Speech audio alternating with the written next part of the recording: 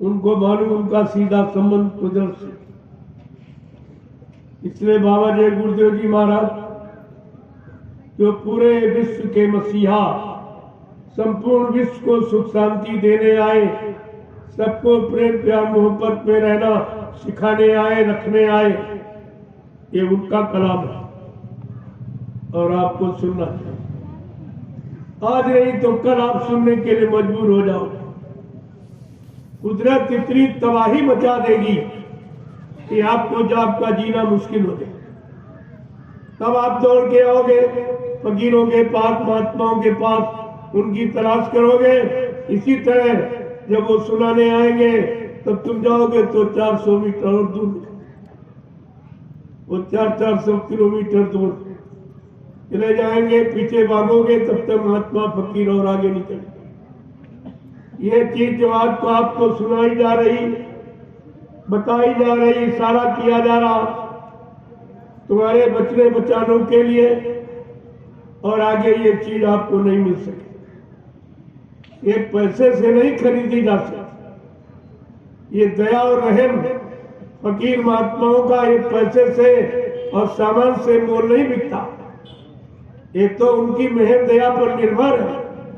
कब कैसी दया, कब कैसी मेहर कर दें और जीव उनका काम बन जाए।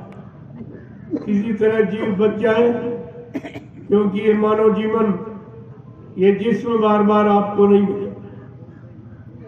एक बार परमात्मा खुदा ने अवसर चांस मौके के रूप में आपको दिया। 4 खान 84 लाख जब ये सब योनिया जिस मरीज भटक के आपको ये मानव जीवन दिया गया कि जाओ अपनी बार इस मानव जिस्म शरीर से अपनी रूह, अपनी जीवात्मा का काम कर लिया। किसी संत महात्मा फकीर की तलाश करके और अपने घर का रास्ता पूछ लेना और रूह खुदा का दीदार करे और आत्मा परमात्मा का दर्शन, तब इनका ये मानव जीवन सार्थक। इसके पहले कोई नहीं।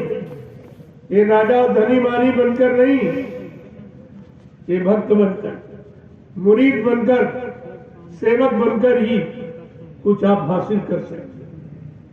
ये गरुड़ गुमान घमंड में कुछ नहीं मिलता। जब आया अहंकार, किया कराया सब बेकार। जब अहंकार तुम्हारे अंदर प्रवेश कर जाएगा, किसी अच्छी चीज को लेने नहीं देगा, अच्छे काम में शामिल शरीक नहीं होने देगा, और अच्छाई को समझने नहीं देगा, और अच्छे सत्य रास्ते पर चलने नहीं देगा। इसलिए ये अवसर मिला है। ये तीसरा पैगाम है खुदा का खुदाई कि जाओ संपूर्ण इंसानी जात को सुना दो, बता दो, ताकि ये रूहें जीवात्माएं जो मनुष्य शरीर में है, जिसमें इनका एक बार ये मिलना तो हो गया, आप दोबारा ये नहीं मिल पाए। ये शरीर आपको दोबारा नहीं मिलेगा। अगर इस शरीर को गुनाहों और पापों में, दूषित कर्मों में, गंदे खान पान में, गंदी आदतों में अगर निकाल दिया तो वो परमात्मा खुदा फिर कभी नहीं दिया। उसने इस काम के लिए नहीं दिया। खुदा ने स्पष्ट कहा, फकीरों के जरिए कलाम भेजा, जाओ इनको बता दो ये पाक साफ जिसमें खुदा की इबादत के लिए मिला, अगर तूने एक कतरा मांस का डाल दिया तो खुदा से जुदा हो जाएगा, और एक बूंद अगर शराब की डाल दी तो मजेब से काफिर। फकीरों के जरिए खुदा ने एक पैगाम भेजा कि संपूर्ण इंसानी जात को बता दो, ताकि कोई ये न कह सके कि हमको खुदा का खुदाई पैगाम मालूम नहीं। ये तीसरे भाग में जो आया है आपको पूरा सुनाए। मानो न मानो खुशी आपकी, हम मुसाफिर हैं, कल अपने घर जाए। हम कोई मनाने आपको नहीं आए, मनवाने नहीं आए हैं, आपको खुदा का पैगाम याद कराने आए। इस समय से इसको याद कर लो, फिर दोषारोपण फकीरों मतलब देना कि पीर पैगंबर औलिया मुर्शिद कामिल फकीरों ने हमारे पर मेहर नहीं किया, हमको खुदा का खुदाई पैगाम नहीं बताया, हमको मतलब हिदायतनामा जो हुक्मनामा हुआ उसको नहीं सुनाया। ये आप कह नहीं सकते। तुम घरों में बैठे रहो, उसका तो खमियाजा आपको भोगना ही पड़ेगा। ये तो चीज चल के नहीं मिलती। आज जो फकीरों के कदमों में गए और कदम पोसी की और खिदमत सेवा की, उनको बड़ी मुश्किल से ये चीज मिल पाई जो आपको मुफ्त लुटाई जा रही, जिसके बदले आपसे कुछ नहीं लिया था।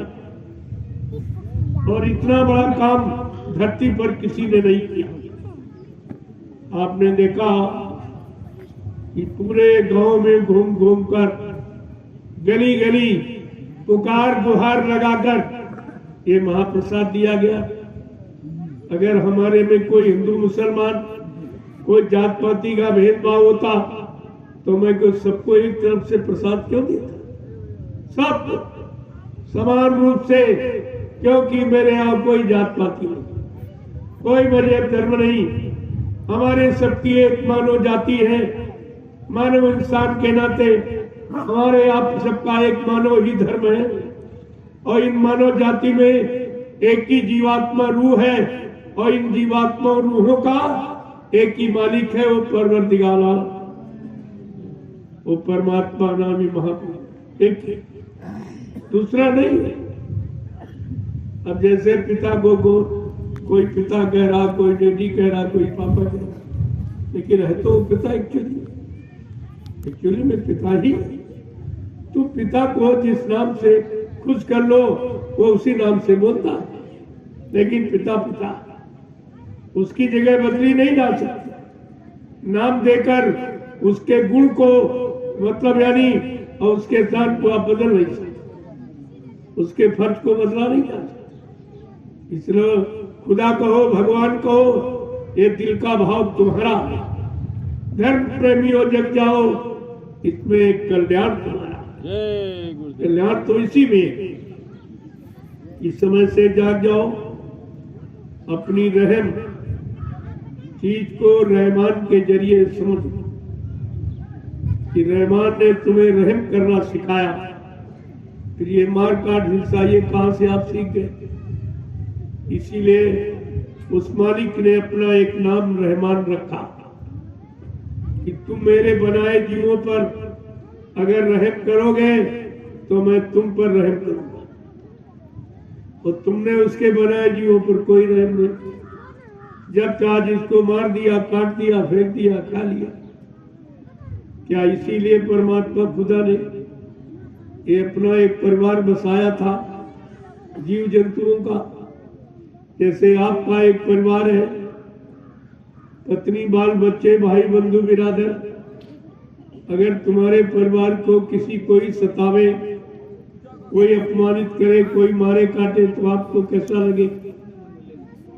इसी तरह ये खुदा का परिवार, ये जितने जिस्म शरीर आप दो आंखों से देख रहे हो, ये किसी इंसान और किसी विज्ञान ने नहीं बनाया, ये सब खुदा परमात्मा का बनाया जलसा, उसी का जलसा, उसी का तमाशा, उसी की सृष्टि है।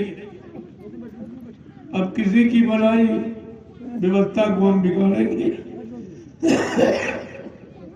या खराब करेंगे या मारे काटेंगे तो मालिक खुश होगा कि ना?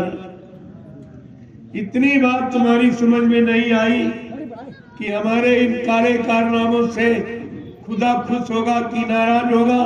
कुछ नहीं, केवल एक अल्लाह का हल्ला बचाते हो, कुछ नहीं करना वरना कुछ नहीं, अल्लाह बचा। अरे हल्ला बचाने से अल्लाह नहीं मान जाएगा, नहीं खुश हो जाएगा। अल्लाह और खुदा परमात्मा के बनाए नियम कानून सिद्धांतों पर, नीतियों पर जब चलोगे तब वो खुश होगा, वो सब कुछ आपको दे देगा। लेकिन जिस तरह आप करनी कर रहे हो उस तरह कुछ मिलने वाला नहीं है, और जो है वो भी आपका चला जाएगा। अगर ना माने तो ये भी आपका चला जाएगा। फकीरों ने इसीलिए समझा के कहा, ऐसे नहीं, समझा के कहा।